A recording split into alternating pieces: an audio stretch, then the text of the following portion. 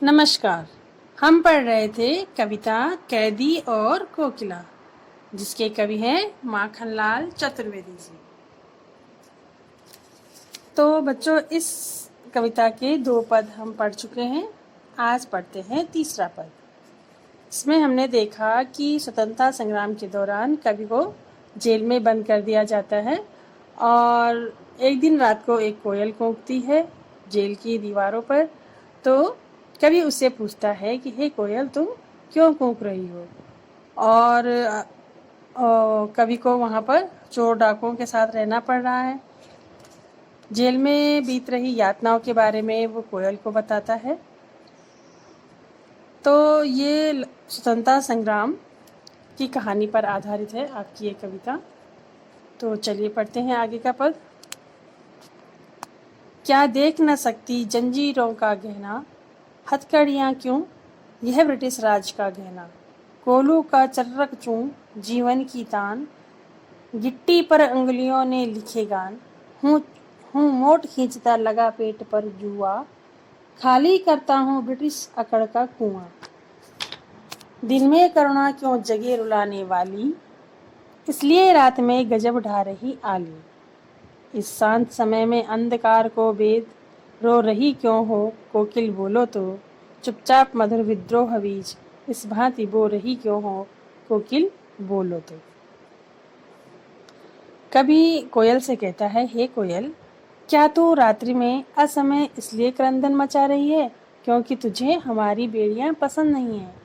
मतलब तू रात को इसलिए रो रही है क्योंकि तुझे हमारे हाथों पर बेड़ियां अच्छी नहीं लग रही हैं। तू इसे बंधन की बेड़ियां समझकर अप्रसन्न हो रही है, यानी कि तुझे दुख हो रहा है, तुझे ऐसा लग रहा है कि ये बंधन है हमारे लिए, किंतु हमारे लिए तो ये हथकड़ियाँ नहीं अपितु ब्रिटिश राज द्वारा प्रदत्त आभूषण है जो हमारा श्रृंगार कर रहे हैं, हमारा गौरव बढ़ा रहे हैं। हमने जेल के इन सीखंचों को स्वयं स्वीकारा है, यानी कि लोहे के इन डंडों को स्वयं स्वीकारा है। हमारे लिए तो कोल्हू की चर्रकचू ध्वनि ही जीवन संगीत बन गई है।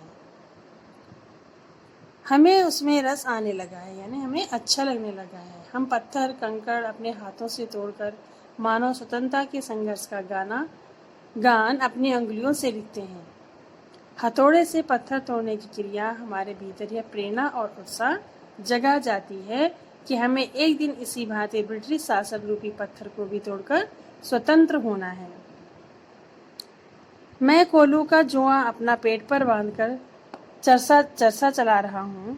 इस क्रिया से मैं निरंतर ब्रिटिश शासन के दम्भ को की रिक्त कर रहा हूँ, अर्थात मैं यातनाएं सहकर अंग्रेजों के सामने अपराजय रहकर उनकी अकड़ ठंडी कर रहा हूँ। हे कोयल, अब मुझे समझ में आया कि तू क्यों रात में अपना मधुर स्वर हमें सुनाने आई है। तू जानती है कि दिन का समय घोर यातना, संघर्ष और परिश्रम का समय होता है। उस समय न तो मधुर आवाज का कोई अर्थ है न करुणा का।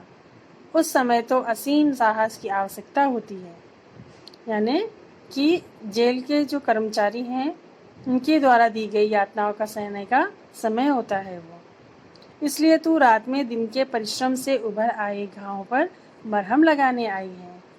हे कोयल, अपने मुख से बोलकर स्पष्ट करो कि तुम इस शांत नीरव रात्रि में सारे अंधकार को बेधने हुए रुदन क्यों कर रही हो, क्यों क्रंदन मचा रही हो?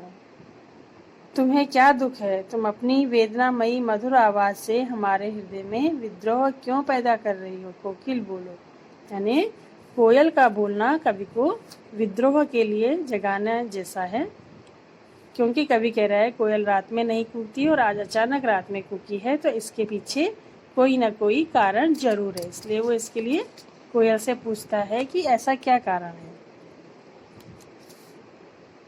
कवि ब्रिटिश शासन की हथकड़ियों को पहनकर गौरव प्रकट कर रहा है, उसे गौरव का एहसास हो रहा है, उसे स्वतंत्रता के लिए लड़ना गर्व का कार्य लगता है और इसलिए वह हथकड़ियों को गहना कह रहा है। ये हमारा गहना है। कैदी के रूप में कवि को जेल में कोल्हू के बैल की तरह रहना पड़ता है। दिन भर काम पर लगे रहते हैं जेल में कैदी, उसी प्रकार का भी लगा रहता है। अगला पद है, काली तू रजनी भी काली, शासन की करनी भी काली। काली लहर कल्पना काली, मेरी काल कोठरी काली। टोपी काली कमली काली, मेरी लौह श्रृंखला काली। पहरे की हूँ कृत्य की ब्याली, तिस पर है गाली रे ए आली। इस काले संकट सागर पर मरने की मदमाती, कोकिल बोलो तो अपने चमकीले गीतों को क्यों कर हो तैराती। कोकिल बोलो तो। काली तू रजनी भी काली, कोयल को संबोधित करता है कवि और कहता है कि हे कोयल, तेरा रंग काला है, आज की रात भी गहरी काली है। इस ब्रिटिश शासन की करतूतें भी काली हैं, अर्थात अन्यायपूर्ण है। काले का अर्थ है अन्यायपूर्ण। कारागृह में रहते हुए मेरे बचपन में कई भयंकर कल्पनाएं और भावनाओं की काली तरंगें उठ रही हैं। मेरी काल कोठरी जिसमें मैं बंद हूँ, वह भी अंधकारमयी अर्थात काली है। मुझे ओढ़ने के लिए दी गई जो कंबल है और जो टोपी है वो भी काला है। मुझे बांधने वाली लोह की जंजीरें भी काले रंग की हैं और इस काले अंधकारपूर्ण अन्यायपूर्ण वातावरण में पहरेदार की हुंकार मुझे सर्पणी के समान डसने वाली लग रही है। जो पहरेदार बाहर घूम रहा है वो मुझे सांप जैसा डस रहा है। इतना अन्याय होने पर भी मुझे कारागृह के सिपाहियों द्वारा गालियां सुनने को मिलती हैं। हे सखी कोयल, कारागृह के इस संकटपूर्ण समुद्र में तुम क्यों मरने की ठान कर आई हो। तुम मस्ती से यहाँ गा अवश्य रही हो, किंतु यहाँ तुम्हारे जीवन का कोई भरोसा नहीं है। तुम पर सदा संकट के बादल व्याप्त हैं, यानी संकट के बादल छाए हुए हैं। तुम अपने प्रकाश भरे आशा और उत्साह भरे गीतों को इस अंधेरी रात में, वह भी कारागृह पर मंडरा कर क्यों व्यर्थ कर रही हो। मुझे स्पष्ट अपने मुख से बोलकर बताओ। कवि ने ब्रिटिश शासन के अत्याचारों के लिए काली विशेषण का प्रयोग किया है कि काली मतलब अंधकारमय, अन्यायपूर्ण। जो उसका शासन करने का तरीका है वो बड़ा ही अन्यायपूर्ण है। कवि को कोयल के व्यवहार प्रेरणापूर्ण प्रतीत होता है। कोयल संकट के समय कवि को अपने चमकीले गान सुनाने आई है और चमकीले गान निश्चित रूप से स्वतंत्रता के गीत हैं। कोयल का जो स्वर है वो प्रेरणामय है, वह देशभक्ति की भावना से युक्त है और उसमें औज और संघर्ष का आह्वान है। अगला पद है कि तुझे मिली हरियाली डाली, मुझे नसीब कोठरी काली। कवि कहता है कि हे कोयल, तू तो हरी डाली पर बैठती है, हरियाली डाली प्राप्त हुई है तुझे।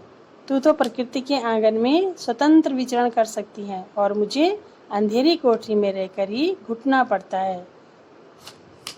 तेरा नभ भर में संचार, मेरा 10 फुट का संसार। तो खुले आकाश में विचरण करने वाली पक्षिणी है, यानी तू खुले आकाश में घूम सकती है, पूरे नभ में तेरा अधिकार है, जबकि मेरी विचरण सीमा मात्र मेरे बंदी गृह का 10 फुट का सीमित कक्ष है, यानी कि 10 फुट के कमरे से बाहर मैं नहीं घूम सकता हूँ। तेरे गीत कहावे वाह, रोना भी है मुझे गुनाह। मैं अपने बंदी गृह से बाहर घूम भी नहीं सकता। तू गाती है तो लोग प्रशंसा में वाह वाह कर उठते हैं, जबकि मैं रोता हूँ तो लोग मेरी वेदना को सुनना भी नहीं चाहते। देख विषमता तेरी मेरी, बजा रही तिस पर रणभेरी। तेरी और मेरी परिस्थिति में बहुत अंतर है। तू आजाद और मैं कैदी हूँ। इतना जानते हुए भी तू युद्ध का संगीत बजा रही है। इस हुंकृति पर अपनी कृति से और कहो क्या कर दूं। कोकिल बोलो तो मोहन के व्रत पर प्राणों का आशव किसमें भर दूं। कोकिल बोलो तो। परंतु हे कोकिल, मुझे यह बतला कि तेरी हुंकार पर मैं और क्या कर सकता हूँ।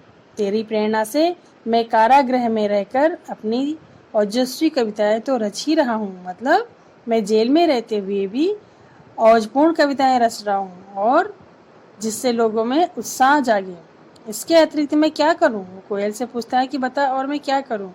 मोहनदास गांधी अर्थात महात्मा गांधी के स्वतंत्रता के दृढ़ संकल्प को पूरा करने के लिए मैं अपनी प्राण शक्ति किस दिशा में लगाऊं? हे कोकिल, मुझे तुम मार्गदर्शन दो, यानी मेरा मार्गदर्शन करो कि इसके अलावा मैं अपनी देश की स्वतंत्रता के लिए और क्या कर सकता हूँ। तो ये थी कवि की सुंदर रचना जो कवि ने स्वतंत्रता संग्राम के दौरान जेल में रहकर लिखी है।